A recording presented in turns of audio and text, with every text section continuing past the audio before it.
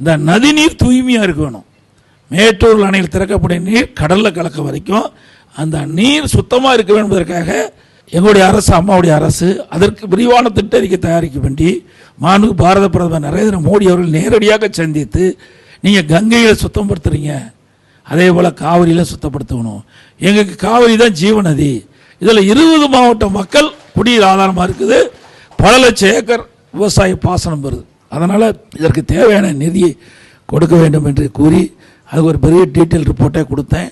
உடனே அவர் ஒத்துக்கொண்டு நாடாளுமன்ற கூட்டுக்குழுவில் குடியரசுத் தலைவர் உரையில் நடந்தாய் வாழி காவிரி என்ற திட்டத்தை அறிவித்தாங்க. ஆனால் இந்த அரசாங்கம் வந்த பிறகு நான் பல முறை கோரிக்கை வச்சேன், இது மாதிரி கொடுத்துருக்குறேன், இது மாதிரி நாடாளுமன்ற கூட்டுக்குழுவிலேயே குடியரசுத் தலைவர் அறிவிச்சிருக்கிறாங்க, நீங்கள் மத்திய அரசுக்கு அழுத்தம் கொடுத்து கேளுங்கன்னு கேட்கவே இல்லை. ஏன்னா தேர்தல் அறிக்கையில் இது இடம்பெறல, அதனால் இதுக்கு அவர் முக்கியத்துவம் கொடுக்கல. நான் மத்திய அரசோடு தொடர்பு கொண்டு அழுத்தம் கொடுத்ததுனால அவர்கள் இதை ஒத்துக்கொண்டு இந்த ஆண்டு முதற்கட்டமாக மத்திய அரசு 60 பங்கு, மாநில அரசு 40 பங்குல நடந்தாய் வாழி காவிரி திட்டத்துக்கு 11,500 கோடி ஒதுக்கியிருக்காங்க. முதற்கட்டமாக 1000 கோடி நீர் மேலாண்மையில் இந்த மானிய கோரிக்கையில் இந்த வருஷம் அறிவிச்சிட்டாங்க. மாநில அரசு அறிவித்து மத்திய அரசு கொடுப்பதை அறிவிச்சிருக்கிறாங்க. ஆக இதில் காவிரி ஆற்றில் வந்து உபநதிகள் பவானி சாகர், நொய்யல், அதே போல் அமராவதி, இன்னும் ஓடைகள் இருந்து எங்கெங்கெல்லாம் நதியில் வந்து தண்ணி சேருதோ அந்த நதியெல்லாம் நதி நீரெல்லாம் சுத்தப்படுத்தி விடுது.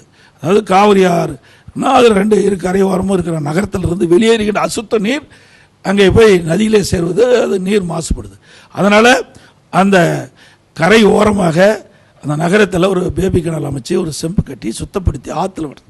இதுதான் அந்த திட்டத்தின் நோக்கம். இது வந்து பல விவசாயிகளுக்கு தெரிஞ்சிருக்காது. இந்த அரசாங்கம் தெரிவிக்கல. ஏன்னா இது அதிமுக அரசு எடுத்த முயற்சியின் காரணமாக கொண்டு வரப்பட்ட திட்டம் என்ற காரணத்தினாக அவர்கள் இதை வெளிப்படுத்தலை. இது இப்படி நதிநீரை சுத்தப்படுத்தி நமக்கு குடிப்பதற்கும் விவசாயத்திற்கும் இதை பயன்படுத்திக்கிட்ட பொழுது பல பூச்சி தாக்குதலுக்கு உள்ளாகிறது. ஏன்னா கெமிக்கல்லாம் கலக்குது. ஆனால் அந்த நீரில் கெமிக்கல் கலப்பதுனால நமக்கு உடல்நிலையும் சரியில்லாத போகுது. இந்த தண்ணீரை பெறுகிறதுனால நம்முடைய விவசாயிகள் பயிரிட பயிரும் பாதிப்படைகிறது. இதையெல்லாம் கூர்ந்து கவனித்து இப்படிப்பட்ட திட்டத்தை கொண்டு வந்த அரசாங்கம் எங்களுடைய அரசாங்கம்.